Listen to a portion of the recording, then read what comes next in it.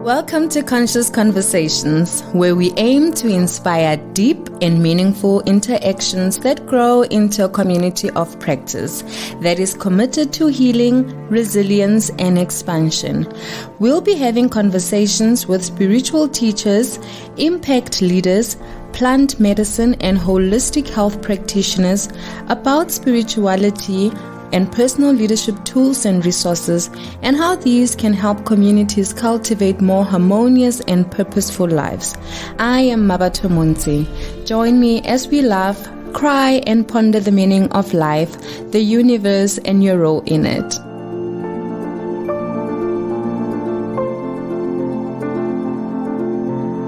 Today I'm speaking to Matthew Rademan.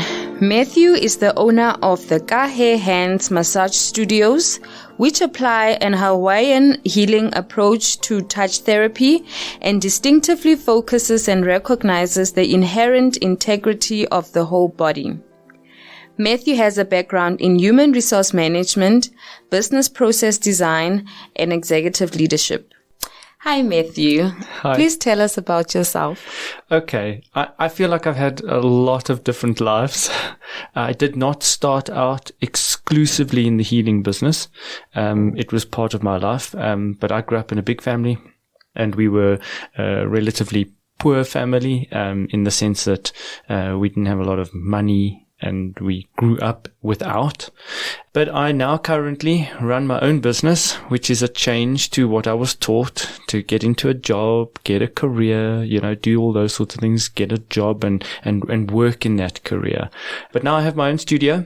We have a number of beds, and we practice touch and healing therapy. And you say you grew up poor as a child.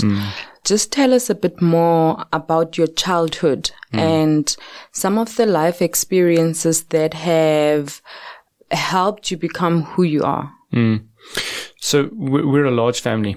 There were 8 kids at home, 4 boys, 4 girls. Eldest brother passed away, and we grew up in an environment where we were down in Cape Town. We were on the beach often, so it was a very family-oriented environment. At the time when we were growing up, we didn't know we were poor. We had no idea. That was life, You ate rice and boiled eggs for a living, and that was how you survived. And there was nothing strange about that. That was just what it was. We thought everybody lived that way. We didn't know any different. We just enjoyed the beach, and we had a nice, relaxed life. So you don't, as a child, I certainly don't remember thinking I'm poor. I started to engage that or see, oh wow, I really don't have what other people have when I got to school, and you suddenly realize your school bag looks a little different. You don't have as many school clothes. Your mum's telling you how to get secondhand clothing from the secondhand store because you don't have any. So you can't play rugby unless you go and fetch your own rugby clothes from the secondhand store. So it was those sorts of things that you suddenly realized, oh wow, we're very different. Your lunch looked different, if you had. So there were those sorts of things that informed us, oh wow, you're very different to other people in your environment, in your space. It teaches you to be resourceful though. When you don't have and you want to participate in something, you've got to find other ways to participate in it.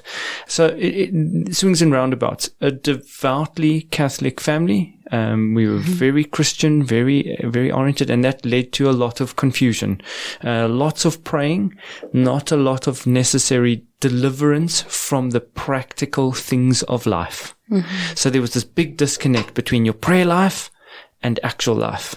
And that felt troublesome for me, because if praying didn't materialize in food or a practical outcome, what was the point of it? So spiritually, it was very difficult, and you kind of had to separate these two things and go, well, oh no, you're going to grow up and you're going to become this Catholic individual in your spirituality, but in the practical world, you have to be somebody a little different, because these two things don't necessarily mean, it's not like a slot machine. Put money in, make a prayer, and suddenly get an answer. So those troubling developments as a child materialized in an individual who, when I finished school, I went into the military. went into Special Forces, became an operational diver in the South African Navy, and I thought that was where my life was going. And I had this moment where I'd broken my ankle. I was sitting in the Simonstown HR office, watching ships leave Simonstown Harbour, and it was do I really want to put my life on the line, or do I have maybe more to offer? And so I got out of that way of living, got into human resources, and started a career there. And I'd separated the body, the physical world where you live, where you operate, where you get an income from to be able to survive, to the spirituality, which was something that happened on a Sunday. It happened at the event. So that spirituality was happening there. And then there was this nagging, ongoing thing about, how do I find this healing, this other connectedness, this other thing that kept gnawing at my inside. And that somehow never really materialized. And I thought that was perhaps, needing to become a priest. So, do you need to consider that lifestyle? And it was really that challenge of trying to develop all of these different skills and find a way to mesh them that led me to hold on, here is a practice where these things are not separated. They're not independent of one another. There is a way that you can find peace and grace and calm and love and acceptance and still make a living and still live in the world. I want to go back to what you said around people often thinking of prayer and God and their everyday life or burdens as separate. We tend to either only speak to God when we ask for things, right? And then things don't happen the way we want them to happen. There's obviously a disconnect there. I think something that we often are not doing right. So how we pray, number one, and when we pray, how much of God we choose to involve in our life. The example you used of going to church on a Sunday. And so people reserve the first part of their morning for church, and that is the relationship they have with God. Otherwise, it's every now and then when they want something. Can you just expand a bit on your understanding around that dynamic and how we have been socialized to view God? It's one of those things that happen to you. You choose your faith later on in life, but where you find yourself situated is something that happens to you. It's not something that you chose. So what would happen if you were born in the middle of China? What faith would you have if that was where you were born? You didn't choose where you were born. So where I was born into a Catholic family. I was born into an environment where I went to visit God. He was not with me necessarily. And I'm saying that as a child. Obviously, that's a child mentality looking at faith. That isn't the way it is. And it isn't the way the Catholic faith teaches it. It's just, as a child, that's what I saw. I saw going to church was something that we did on a Sunday. So that was faith. It was located around a building. It wasn't located with me. It was to do with me, my goodness. Meant I'm going to get something. So it was very much like a slot machine for me. Transactional. And it was a transaction. So if I'm good and I listen to my parents and I do all the things that I'm supposed to do, well, then God will bless me. And unfortunately, that image of a man sitting on a cloud waiting to judge me was created because of both the church experience, but also because of my father. So I had a very angry God. You were waiting to cane me. You were waiting to beat me. So I was petrified of him. I am still. Those burdens haven't left me. I just spend less time carrying them. So this picture of God has grown to know, hold on, God, He's not a man. He's neither male nor female. He was never a human. He is not a human. But without Him, any single one of us, regardless of your faith, cease to exist. If He stops caring and loving and pouring all of Himself into you, you stop being. So he regardless of which area on the planet you got born, He's loving you. He's caring for you. And that took a long time for me to be able to spend time reading the Bible and actually understand what it was saying, rather than what was sometimes being taught. Because as failed individuals, who am I to teach you anything? Yeah. My bad experience, your bad experience, together we're going to give each other bad experiences. We're not teaching each other anything, but there is this tiny, thin film of truth that we can hopefully together find and discover. It was something that happened over a period of time of constantly seeing that definition of what God is, and that God applies to every living person on the planet, that there's no distinction between them. He cares and loves for everyone and everything is alive. Not one thing is more alive than another. It's just our appreciation for it. So, it took a while for me, and I still struggle with it. As I said, it's a thing that I carry with me to this day. I still am waiting for God to judge me. I still walk around going, I'm not worthy. It's a thing that is an everyday, okay, hold on, take that off. You don't need it. And maybe over a period of time, it gets a little bit less wearisome. It may be a little bit less heavy to have to carry it. But over a period of time, I find it's easier to see God as a source of love, a source of energy, a source of caring and nurturing. And that despite life, the physical expression of life, which is very different, that's sometimes cruel. That is entirely an unfair process. It's not this nurturing, being held and mollycoddled. You just have to go and walk on a street and see life is not that way. It's unfair and it's cruel. And we have to deal with that reality. And that doesn't mean that somebody is loving you less. It's just that's where we're at. That's the world we find ourselves in. That's the reality of the here and now, of the physical. But that's not what we are. It's just where we're located. So the fact that we sit here now doesn't necessarily mean that this is who and what we are. It's just where and when we are. And that becomes a little bit more challenging. So it starts to separate us into those three things. We are a spiritual being having a human experience. And so we've got to look at, how am I connected to that spirit?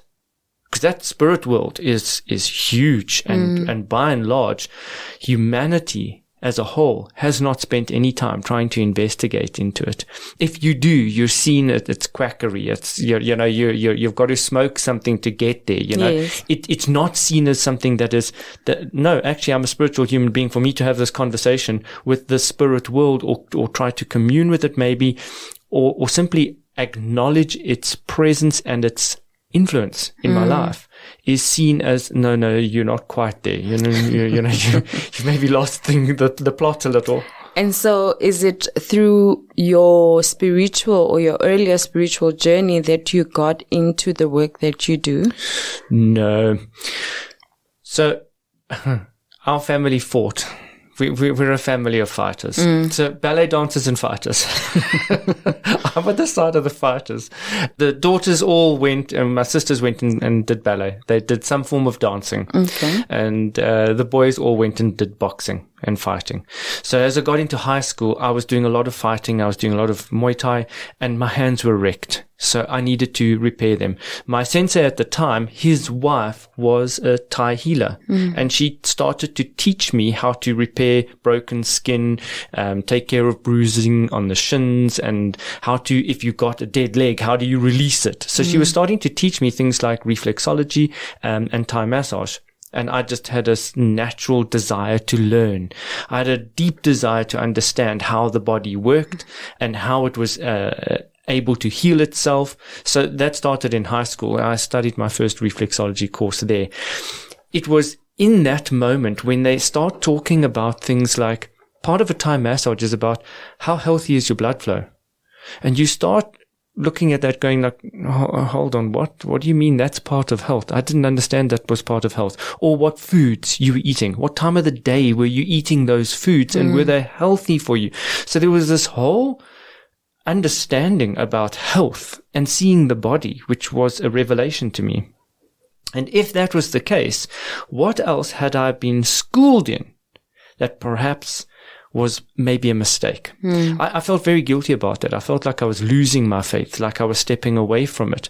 And it wasn't until I spoke to a couple of people who said, listen, I'm really concerned because, I don't want to be stepping over to the dark side and doing something that is against my faith by studying reflexology. And one of the, he's quite a famous Catholic priest. He was Bonaventure Henwood. So he'd been on TV quite a couple of times. And he'd written a number of books. And one of the pieces of advice that he told me, he said, what's your intention? Why are you doing this? Where's your heart at? Why are you trying to understand this?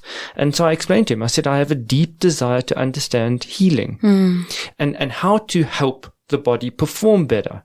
Whether it's the body, whether it's the mind, or whether it's the spirit.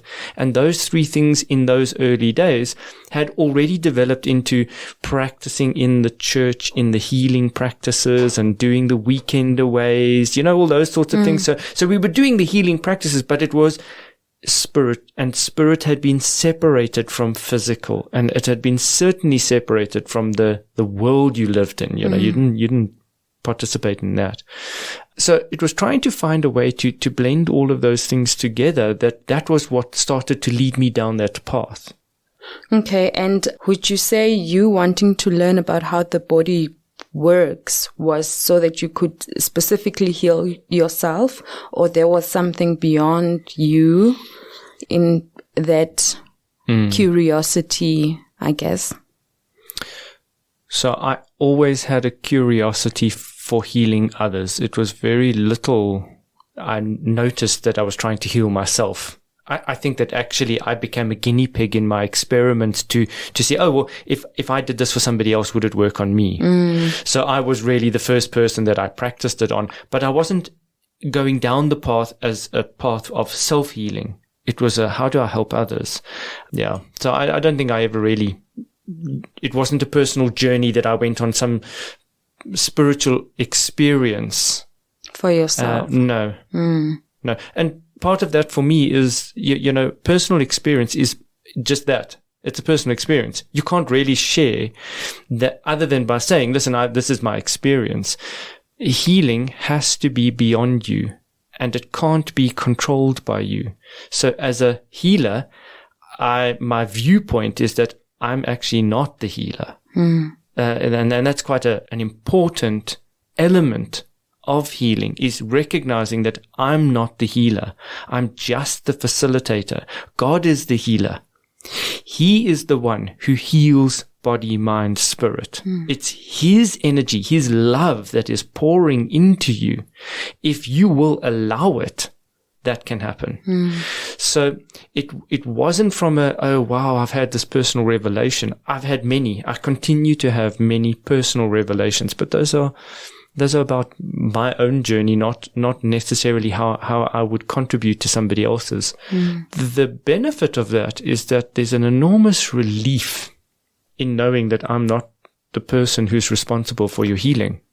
You spoke about intention. How important, going back to where we started around prayer and the dreams that we have, or the things that we want to learn, to what end, right?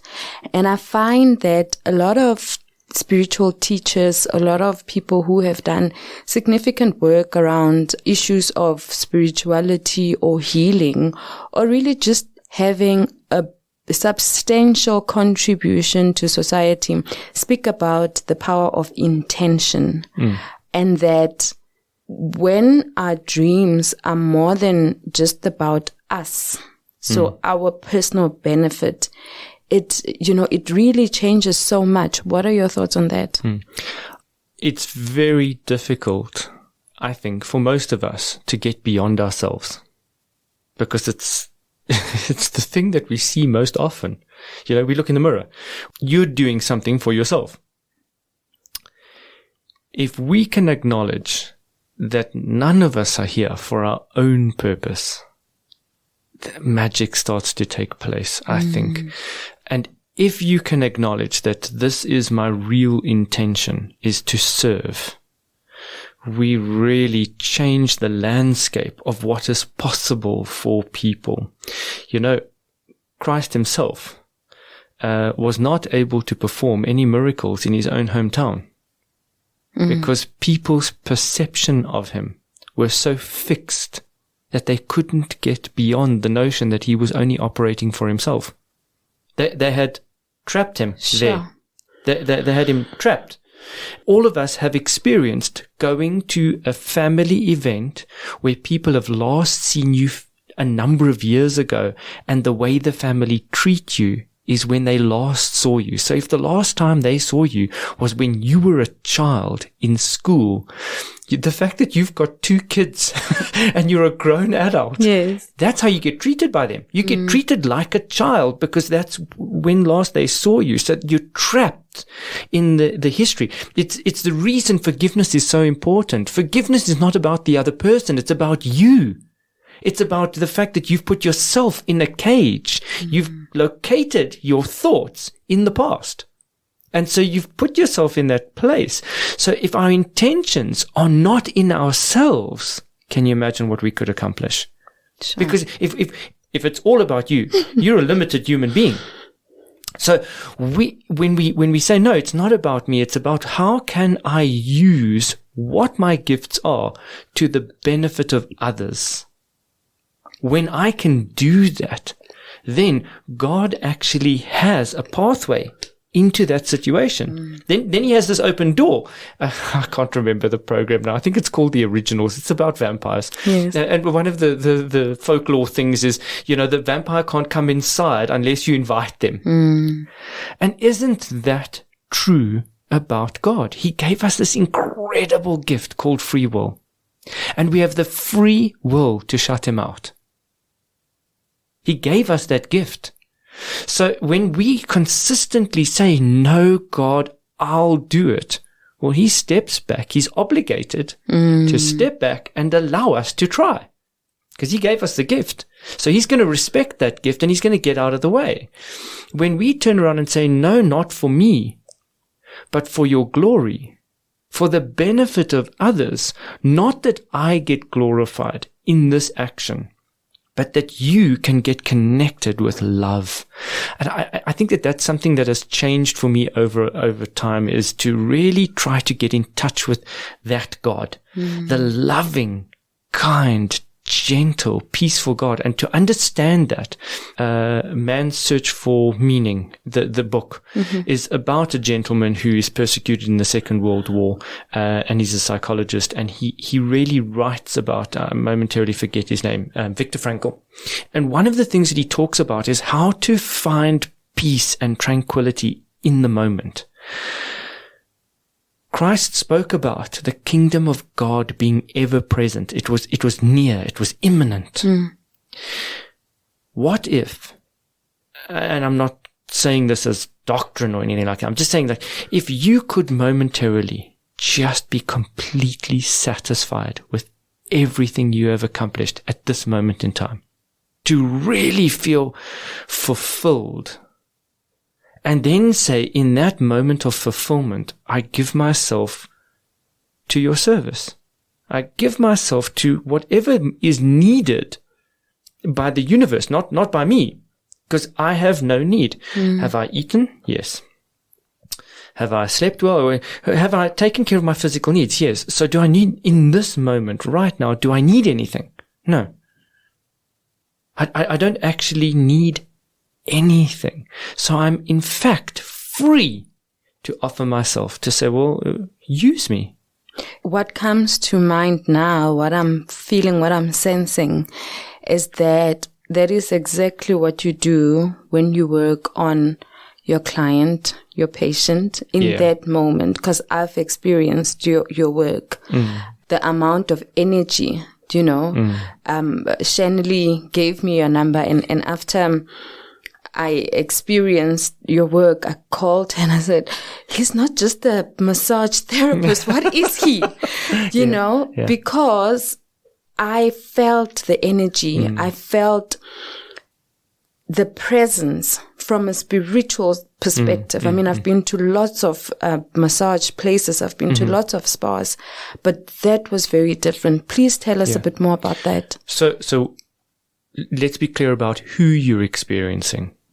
In the physical, it's my hands. But in the spiritual, it's definitely not me. That is God. So that energy that you talk about, that is God. That is the source of life. That is His very presence resonating into your body. When two people agree, listen, we're going to allow love and peace and kindness to fulfill this temple. So a body is a temple. If I get my ego out of the way, you can feel that presence. If I stand in the way of it and I pretend to be the clever one, the smart one, I'm going to do that. It gets very difficult to tell. And you can feel that in the person's hands. You can feel when I'm momentarily drifted off and I'm actually thinking about supper and what I should get and when is load shedding coming, you can feel the presence of my thoughts in that moment. And we can feel that in anybody, anywhere around, in a boardroom, you can see who's paying attention, who's not paying attention, who's present in the moment. So our energy is trapped in the body. It's in our bones, it's in our muscles, it's in our fibers, it's in our nerves, it's caught in the blood, and it is located or resident in certain organs around the body. And that's what that massage practice is about, is bringing into the present moment all of the love that you can possibly allow. Because it's not my love that you're receiving, it's God's love. It's not me. I'm simply massaging and stretching fibers, and at the same time praying for it. And so that allows for the healing of past and all of the agony that lies in the body, and the emptying of those past traumas. So for a lot of us, we're going like, I'm still carrying this flippin' baggage. I've had this trauma. I've done all the work. I've done all the intellectual exercise. So one of the strategies of the enemy of our souls is to divide and conquer. So if I separate the solution to the problem, it's much harder for you to figure out how to do it. And that's part of the dilemma, is that if you've got a massage, but there's no clear intention in that massage, what you get is a rub. You get your muscles stretched, and that's fine, but you have no spiritual experience out of it.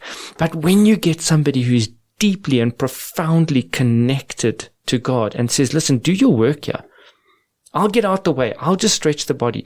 He then has the opportunity to really release the tension that's sitting in that body. And you as a person can feel that. You experience it. You can't necessarily put your finger on it because none of us can. But you walk away from the experience going, that was very different. That was unique. You spoke about servanthood. And I think once one realizes who they are in God, you then start developing this sense of wanting to serve.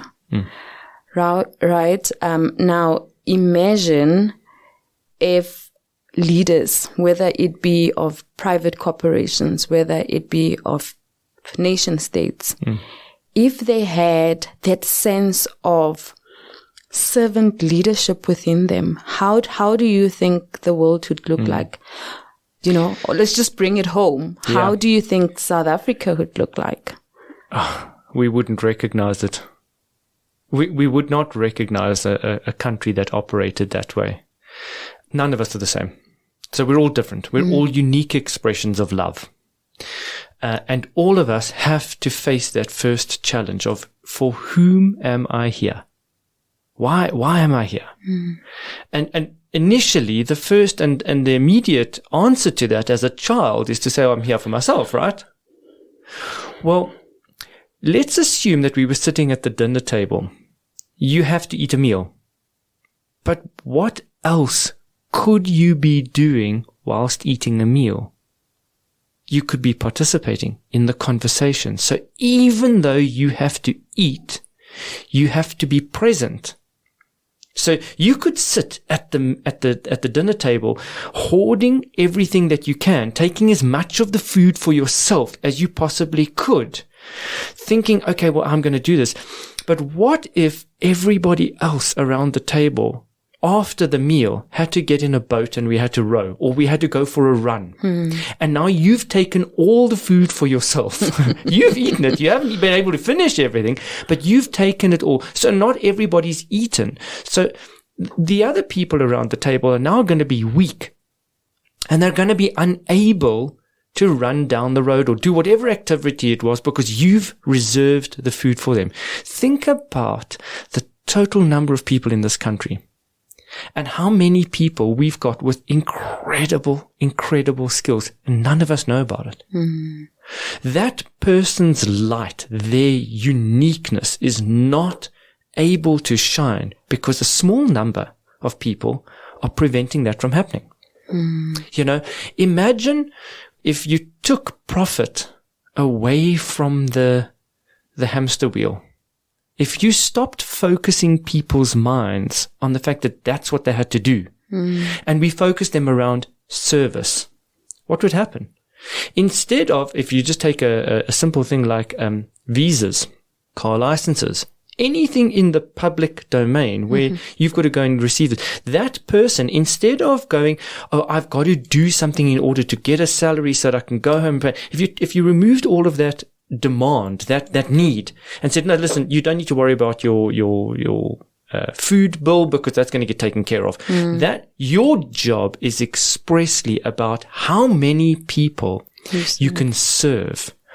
Well, we'd have a completely different country. It wouldn't be, I don't think it would be recognizable, not the world over. I think that many of the crises that we're facing right now are because of a thing that we all fight.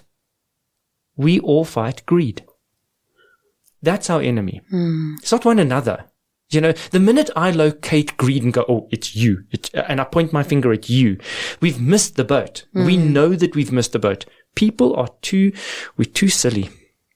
We don't have enough knowledge. We really don't know enough about what it is we're doing here. Imagine an apple seed having an argument with the apple tree. It would be ridiculous. And that's what's happening. We're seeds. We're going to be released to become something different. But if all you focused on is me, myself, and I, that intention is sure to create isolation. It's divisive. And it's that awareness, right? I think that is critical to any sort of change. Being aware of where we are at as individuals. And, you know, one can also connect this to when you have a patient lying on your massage bed.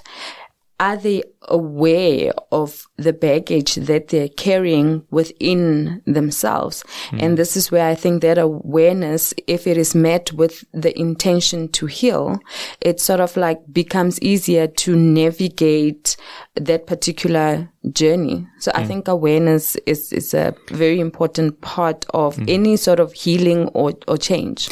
It's the very first step, is to actually become aware.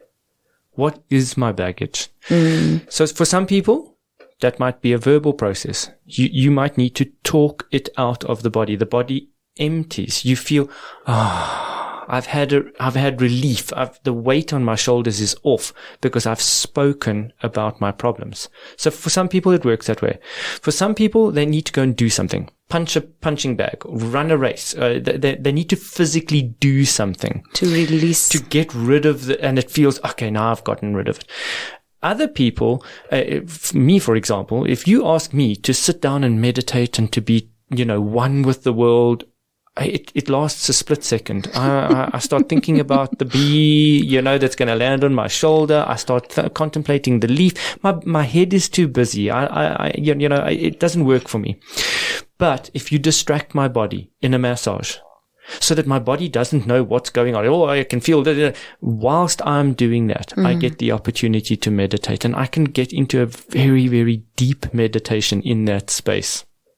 When somebody else is massaging me and praying, it's a silent prayer, you're unaware of it. And so sometimes we explain what it is that we're praying for. But in that space, I can get very deeply meditative, and I can have transformative healing take place. I can become aware of things that I've long since shut away. And the advantage of the massage or touch therapy, should I say, is that I don't have to explain it. If I want to lie and cry for 2 hours during a massage, while somebody is gently, caring, lovingly nurturing me, and I want to let go of past trauma, I don't have to explain that to anybody. I don't actually even have to verbalize it. You know, the Bible says that when you've run out of words or you don't know what to say, don't worry. The Spirit will speak on your behalf. So I trust implicitly that is what's happening. Language is a construct. None of us speak language. It's not part of us. It's something that got created to help us actually confuse us. So language is not a thing. It's a thing that we've given value to. And the more you give it value, the more power it holds over you. They're words that we've given a lot of power to. And so when you give the same sort of power to a memory of a past event and you don't let go of it, your body will relive that event over and over and over again. So during the massage, that's what's happening, is that we're taking that energy and saying, just breathe it out. You don't need to speak about it. You don't need to explain it. You can just simply set it aside. And I think that's where a lot of people are starting to go like, oh, I've been trying to get rid of this stuff. I've dealt with it.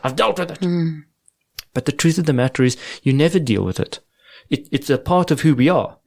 You can't suddenly magically switch it off. The denial or the putting it in a box and pretending that it doesn't exist doesn't help. You need to pick up the weight so that you can no longer be affected by it.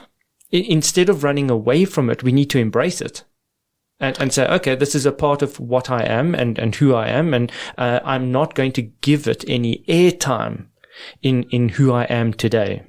A lot of the time people speak about energy, but I don't think we really understand the magnitude of the impact that energy can have on our bodies, let alone our emotions.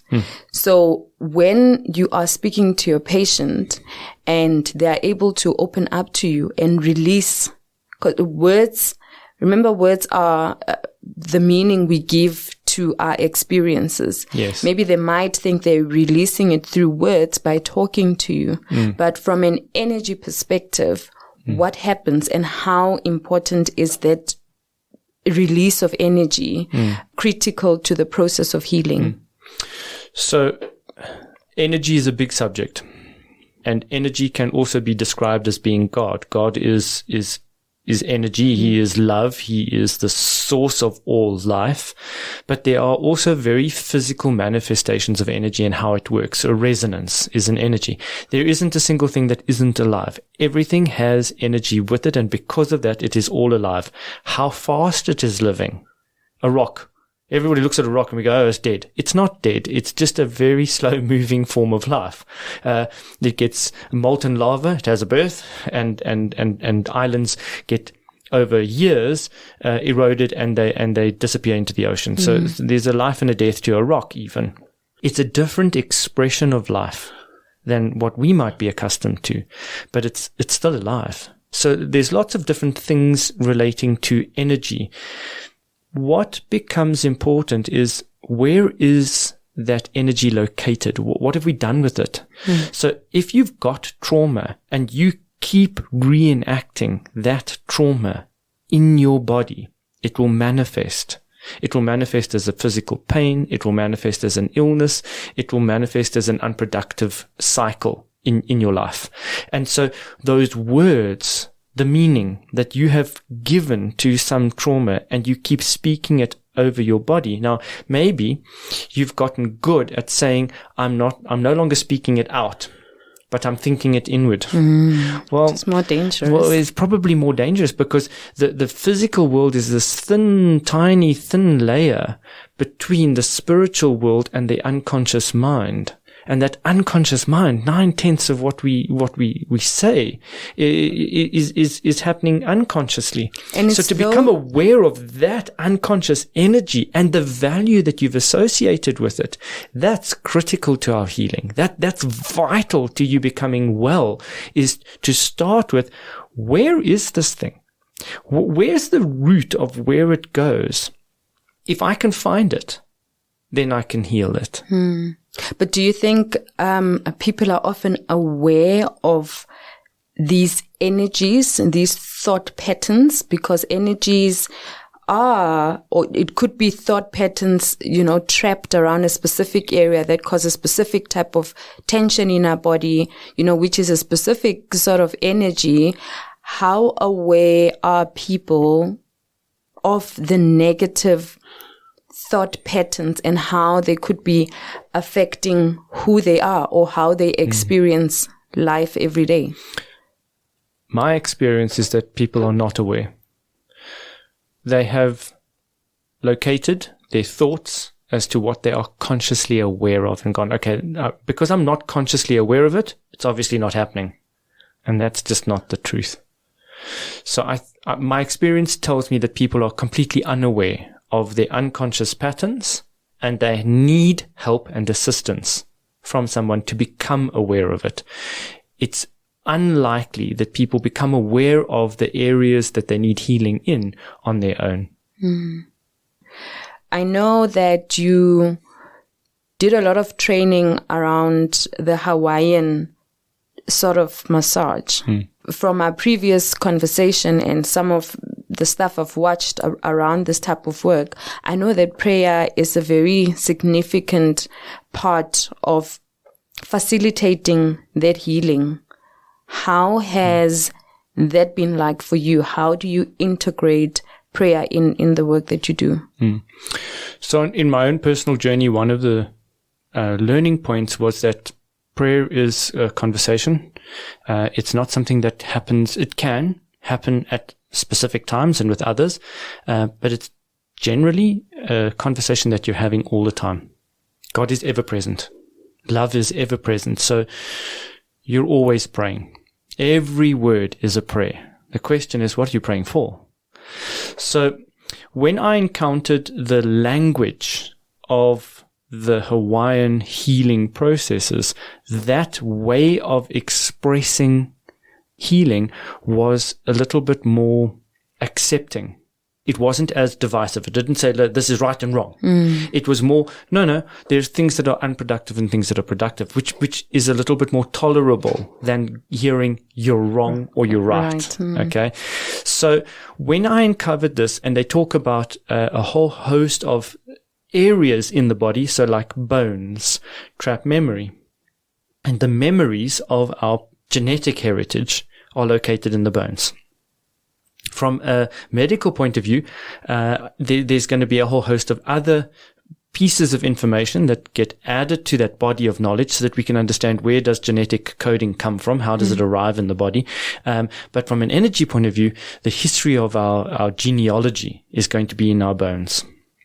So when you are massaging, your prayerful intention when you're moving over the body is that you are asking for that person to be healed from the areas in the body that you're working over. So I developed my prayer, which I teach to my therapists, around the wounds of Christ, because it made a lot of practical sense to me, and I believe that there is a spiritual connection with our bodies and the things we do. So, for example, our hands. Our hands are a representation of things that we have consciously done. Not many people are walking around doing stuff without being aware of it. Not unless you're sleepwalking, and even then, those actions are going to be pretty small. For most of us, when we do something with our hands, it's because we know we're doing it. So for the times in your life that you knew, I probably shouldn't do that, but you did it anyway, you've created a wound, an energetic wound, which is resident in the body. You're reminded of it each time. Every time you think, I remember I shouldn't have done that, you're reminded of it. And so the more you are reminded, you create this spiritual pathway for the spirit to remind you and to frustrate you, to create that guilt. They're fishing in your unconscious mind all the time to try and remind you, oh, do you remember that time when you did this? So everything that becomes an anchor for you, it becomes a reminder for you driving down the same road. Now suddenly you're reminded, oh, I remember going down there. That party was really bad. I shouldn't have done that, you know. You're reminded of these things. So you see the same person that was at the party. You're in a completely unrelated environment now, but you see someone that you recognize from that party, and now you're reminded of this thing that you did that you shouldn't have done, you know. And so these things happen all the time. And they're from tiny little things, from I shouldn't have eaten that cookie, to the really, you know, atrocious things, the big things in our lives that really create a big distance between us and the spiritual world, between us and God. And the way to do that is to remind yourself that you're not good enough, or that you've made mistakes. And so you're not capable of being loved, right? So now when you're in the presence of somebody who's practicing, it's referred to as agape love that is just simply there, available for you to make use of. I care for you, I love you, and I am God's representative to your temple in this moment. And that what I'm trying to help you with is removing the tension that is located in the physical layer. Your job is to get into the mind and to become aware of when that particular area of the body is stretched and massaged or touched, what comes to mind? What thought? If you can imagine somebody who's got a pan and they're sifting for gold, as they sift out, we're massaging the body. What rises to the surface is the thing that's trapped there. And maybe you've got this little gold nugget. Now, we can refer to it as trauma, or we can refer to it as the thing that brings you salvation. The very thing that causes you to heal. So sometimes people are thinking, they're walking around going, oh, life is not working the way I want it to. But it's that very thing that can cause your salvation, your happiness, your peace, your gentleness can come from the very thing that's angering you, that's causing you the upset. So the prayerfulness itself is related to hands. When you were given what you have, you were given your way of thinking, you were given a set of beliefs, you were given a disposition towards life that was not of your choosing. It came from your grandparents, it came from your parents, it came from the whole history, how all of them arrived, your genealogy, that got passed on to you. You have the right to decide whether or not you want to live with it. You get to choose that, actually, as an adult. But when you start out life, we don't know that. We have to discover that, actually, I've got the right to choose that. And that's very profound, because I think a lot of the time we tend to think that things have to be this way.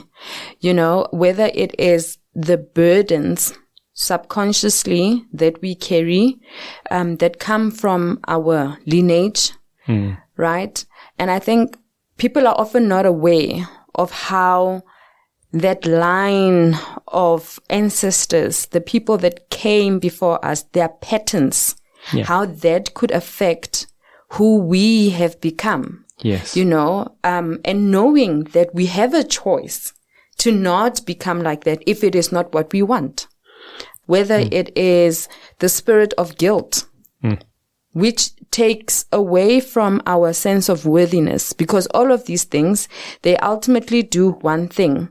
They teach us that we are not enough. We are not enough, so we can't fully pursue our dreams because we are not capable. Because you know that you are going to err. You are going to do something that you did a couple of weeks ago that you were not, so you don't even try. So it robs people of so much, of experiencing life with all of its richness. 100%. And I think that that's the value of that massage, is that it gives you the awareness to go, I didn't realize that perspective, that I was looking through this window and only this window in my life. I choose not to look through it anymore. So that process of healing is still a process. So one of the things about the massage gives you the opportunity to sift out the things that you need to become aware of.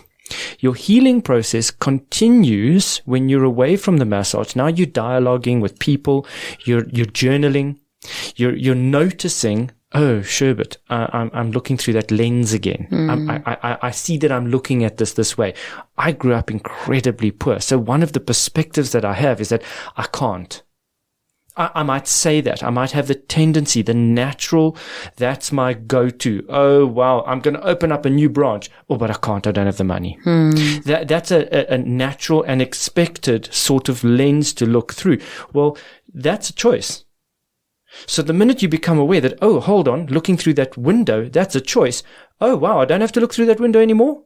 Now you can ask yourself different questions. If I don't have to look through that window, what other window could I look through? So ask another question. Instead of, I can't afford it, ask the question, how can I afford it? It's a better question. A better thing to be saying to yourself rather than stating it as a fact. Now you're closing the door. You ask yourself a question and you go, oh, wow, I'm very creative. I can find a way to make that happen. So I think that's the value. The massage is not just a massage. It's mental coaching. It comes with a layer of, now take this away, go home, journal, draw, write poetry, whatever it is that you do. And then when you come back for your next massage, we look at the next thing. So there are 7 elements of questions that we frame it around. One of which is, are you looking at the world in a productive way or an unproductive way? Because whatever way you look at the world, you will always see the world the way you've chosen to see it.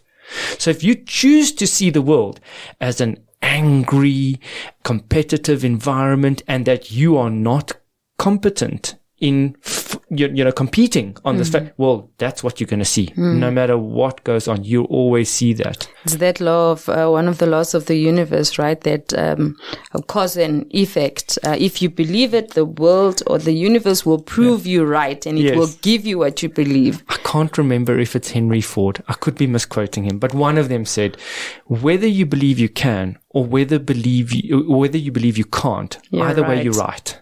And that's the truth of the matter. And so it's those things that when we start a massage, getting that intention into your head so that you know why you are receiving the massage. I know why I'm giving the massage. And in that space, suddenly when we stretch out a calf muscle and you suddenly go, oh, I don't know why, but I'm suddenly thinking about all these things from the past. And you can't understand why that thought you had no reason to be thinking about it. But suddenly it's in your mind space now. I learned that through researching on internal family systems, how these thought patterns exist in our mind. And it's almost like different personalities, but it might also be linked to the different personalities or experiences of the people within our families, and how all of that has affected or influenced how we perceive things. So I don't think we often realize how our immediate family structures influence who we become and the thought patterns that we carry, whether we know it or not. But they're there. That's absolutely true.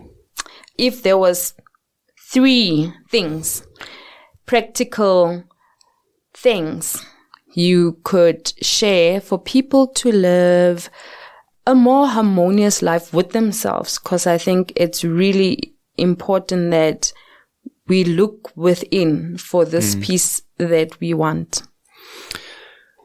The first thing would be about the tension, to become aware of the moment. In this moment right now, where am I holding tension in my body? Am I lifting my shoulders? Am I tightening my back? Is my bum pinched? Are my legs tight? Where is my tension in the physical body? And that will bring about peace in the body. The second would be, to become aware of where that tension is and then to relax it, to physically contemplate, okay, let your shoulders go down, and to do that regularly throughout the day. The second would be to be, where is my mind? In the sense of, is it on today? Or have I spent the last little bit of time remembering past things? Or was I worrying about future things? Because the minute we can locate ourselves in the here and now, we become real. The past has finished. It's done. It has nothing new to teach you. It's already happened. So no matter what you do, you can't change the past. So to spend any amount of time there, other than to go, thank you for teaching me that lesson, is a waste of energy. You're wasting your presence. To be worrying about the future is to be contemplating things that may never happen. And the research tells us that about 70 to 90% of what we worry about never actually even happens. So you're again wasting money. That's sort of like betting on a horse that you know is not in the race. It's stupid. It's completely, it's illogical, right? I'm going to worry about this potential future that we know is never going to happen. What? It's such a way. So if we can bring our thoughts into the present moment, and I'm not just talking about my active thoughts. Mm-hmm. What thoughts am I bringing and using to give advice? So if you think about it like voices in your head, whose voice is talking about the decision to buy a house or to buy a car? Whose voice is it? Is it my dad who said, no, don't spend any money, buy a cheap car because you can't afford? Are you listening to a previous boss who said, you're not worthy of that car? Whose voice is talking in your active mind? And when we can do all of that, we can make ourselves present here and now. Whose voice do I choose to listen to? Who's got good advice for me and who's got absolutely rubbish advice? And would I want to give that voice any airtime right now? And the last piece is to contemplate that spiritual connection. The subject of another conversation is the issue of past lives and connecting to the spirit world. And when we are actually talking or communing with them and how they would talk to us is an important element of where am I? What's actually happening with me right now, right here? What service can I be of that world? I think that would make a huge difference in people's lives. The minute somebody is talking about something that happened several years ago, we know that they're not talking about today. And that's wasted energy. So fundamentally, learning to frequently check in with ourselves. Yeah. Be present. It's the only thing that matters. And Matthew, where can our listeners find you? I am based in Centurion. I have a practice right in the heart of Centurion. It's close to the highway, and I work 6 days a week from 8 until 9. I have a YouTube channel. I'm better at talking than I am at writing. So I'm not good at writing articles. I get bogged down in the detail of it. So I'm trying to put out more YouTube videos. So over the years, I've written quite a few articles, about the 3 different systems: body, mind, spirit. And so the relationship between the body system is a complex system. It's related to lots of different things that influence it with energy. So particular foods have different energy signatures and they can create or remove health depending on what you're needing. And so those articles about how you deal with a particular condition, if you're dealing with lupus, what foods should you be eating? So I've written a lot of content, but I'm converting that into a YouTube channel because I find it easier to put the video out rather than write more articles. Okay. And that would be your website, www.Kahe Hands. Yeah. Kahe Hands. Kahe is Kahe and then hands.koza. And kahe is the Hawaiian colloquial term for full or flowing. That holistic approach to the being. Generous. Yeah. Thank you so much, Matthew. Cool. Thank you so much. I really appreciate the invitation. Thank you for sharing your time with us today. I truly hope you learned something new, felt something, and were inspired to cultivate a more conscious life. I'd love to connect with you, hear your thoughts and stories. Please feel free to reach out. Our contact details can be found on moncem.co.za.